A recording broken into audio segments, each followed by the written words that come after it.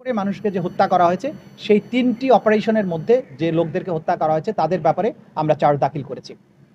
আমরা যেটা বলার চেষ্টা করেছি যে গুম খুনের যে কালচার শুরু হয়েছিল শেখ হাসিনার আমলে, সেটা সরাসরি শেখ হাসিনার নির্দেশে পরবর্তীতে এবং সেই কমান্ডটা আসতো তার নিরাপত্তা উপদেষ্টা তারিক আহমদ সিদ্দিকীর মাধ্যমে। এগুলো আমাদের স্পষ্টভাবে তদন্ত রিপোর্টে সাক্ষ্য প্রমাণে আমরা এগুলো পেয়েছি। কিন্তু এই সব কিছুর বাস্তবায়নের মাস্টার মাইন্ড বা মহানায়ক ছিল জিয়াউল হাসান। তার যে নিষ্ঠুরতা, তার যে হত্যাকাণ্ডের ধরন এবং হত্যাকাণ্ডের যে পরিমাণ, এইটা বাংলাদেশে আর কারোর সাথে তুলনীয় নয়।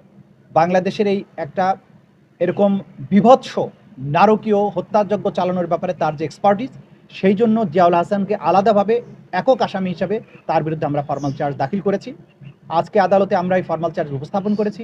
ট্রাইব্যুনাল ফর্মাল চার্জ আমাদের বক্তব্য শোনার পরে ফর্মাল চার্জ দেখে আসামির বিরুদ্ধে অভিযোগ বিচারার্থে আমলে গ্রহণ করেছেন। আগামী ২১ তারিখ আসামিকে সশরীরে আদালতে হাজির করার জন্য প্রোডাকশন ওয়ারেন্ট ইস্যু করেছেন।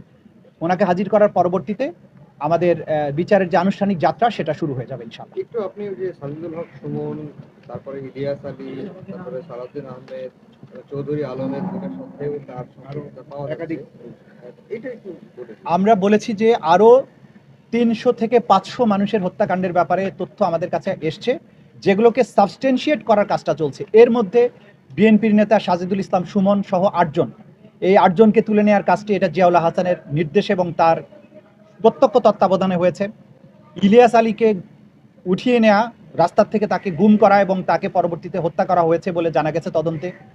তারপরে শিবিরের নেতা গোলাম কিবরিয়া মিহিন, হাফেজ জাকির, এরপরে চৌধুরী আলম, এই জাতীয় যে সমস্ত উল্লেখযোগ্য গুমের ঘটনা আছে, প্রত্যেকটি গুমের পেছনের পরিকল্পনাকারী হচ্ছেন জিয়াউল হাসান। সেই তথ্যটি আমরা পেয়েছি। এই ব্যাপারে সাবস্টেনশিয়েট করার জন্য আমরা কাজ করছি। বিএনপির নেতা সালাউদ্দিন আহমদ সাহেবকে তুলে নেওয়া এবং পরবর্তীতে তাকে ভারতে পাচার করে দেয়া, এই কাজটির পেছনে জিয়াউল হাসান ছিলেন এবং তার নেতৃত্বে এগুলো হয়েছে।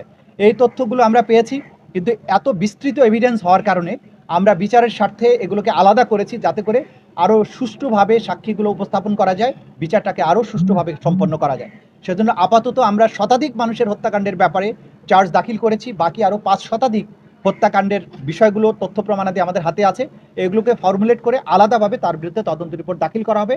সেখানে সালাউদ্দিন আহমেদ সাহেব, চৌধুরী আলম, ইলিয়াস আলী, হাফেজ জাকির, গোলাম কিবরিয়া মিহিন সহ আরও যে সমস্ত উল্লেখযোগ্য গুমের ঘটনা ঘটেছে সেগুলোর ব্যাপারেও বিস্তারিত তথ্য তখন আপনারা জানতে পারবেন। আজকে আমরা যে সেখানে ৩০০ থেকে ৫০০ মানুষের তথ্য আমরা পেয়েছি। শতাধিক ১০০ জনের বেশি।